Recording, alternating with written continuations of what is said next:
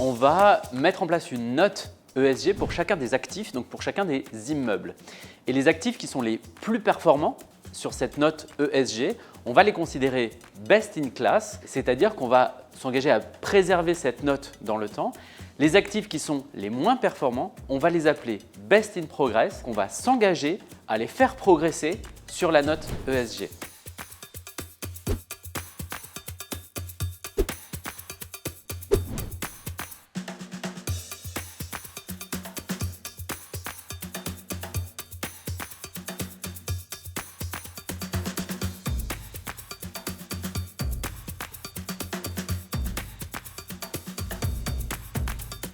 C'est un immeuble qui a une certification de haute qualité environnementale, qui est un bâtiment basse consommation. Si on rentre dans l'immeuble, ce qui est important, c'est de constater effectivement la qualité du lieu de travail et des postes de travail, avec effectivement physiquement des hauteurs sous faux plafond et des espaces qui créent un cadre de vie agréable pour tous les salariés, et aussi le développement de services, puisqu'on va retrouver au sein de cet immeuble une cafétéria, un restaurant interentreprise, des salles de réunion communes. On a favorisé la mobilité douce avec des bornes de recharge électrique, des emplacements de vélos et aussi des terrasses extérieures aménagées. Les locataires ont une annexe environnementale à leur bail et tous les ans, effectivement, on gère cette annexe environnementale dans un souci d'amélioration continue de l'immeuble.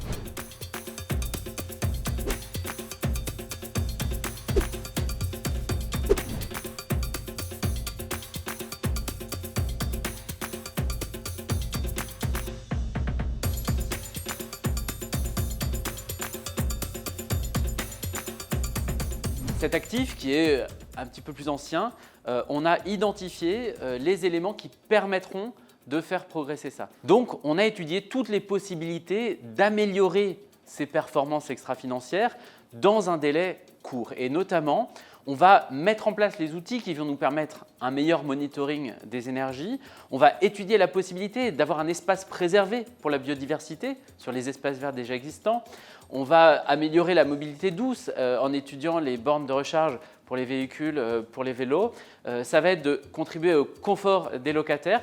Toutes ces petites actions qu'on peut faire pendant l'exploitation, on les a identifiées, on va continuer de les améliorer, notamment en échangeant avec les locataires pour être au plus proche de leurs besoins. Et ça va être un plan d'action à 3 ans.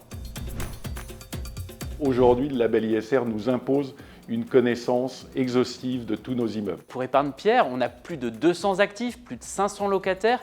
On est allé chercher pour chaque actif presque 100 points de données. Et là, on va lutter contre l'obsolescence des immeubles et on va pouvoir aussi améliorer ces immeubles. Pour pouvoir dire d'où on part et pour pouvoir se fixer les objectifs où on veut arriver.